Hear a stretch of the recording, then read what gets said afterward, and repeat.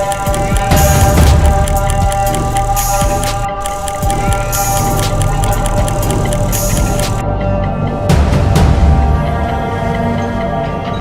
दर्शकों, मैं हूं निपुण भार्गव और आप देख रहे हैं बात आज की चैनल की खास सीरीज ट्रम्पनॉमिक्स। दर्शकों, पिछले 2 एपिसोड्स में हमने देखा कि कैसे 2018 में अमेरिका और चीन के बीच टैरिफ वॉर ने पूरी दुनिया की अर्थव्यवस्था को हिला दिया। फिर चीन ने पलटवार किया और 2019 में यह जंग और गहरी हुई। लेकिन 2020 में एक अदृश्य दुश्मन आया जिसने ट्रम्पनॉमिक्स के खेल को पूरी तरह बदल दिया।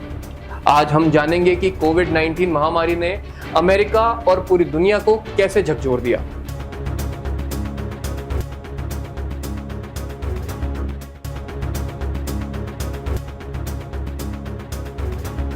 जनवरी 2020 में चीन के वुहान शहर से खबरें आई, एक नया वायरस फैल रहा था। शुरुआत में अमेरिका ने इसे हल्के में लिया।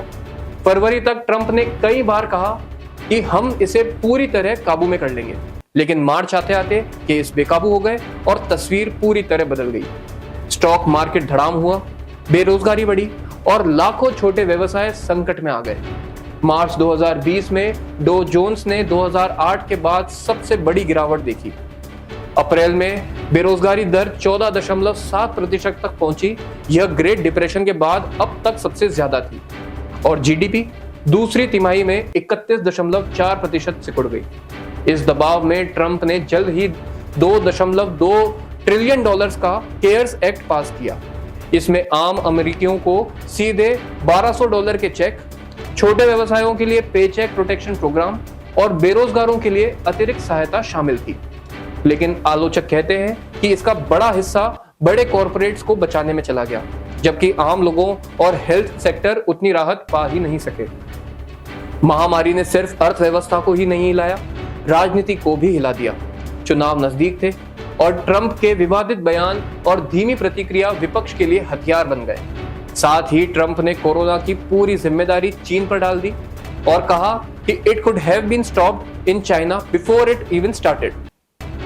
अमेरिका ने चाइना के खिलाफ नए प्रतिबंध लगाए और WHO से बाहर निकलने का ऐलान किया।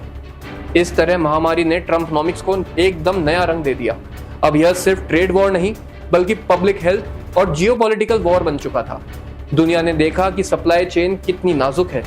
जहाज बंदरगाहों पर खड़े, फैक्ट्रियां बंद, सामान नहीं पहुंचा और बाजार सन्नाटे में डूब गए। एक छोटे से वायरस ने पूरे इकोनॉमिक सिस्टम को घुटनों पर ला दिया।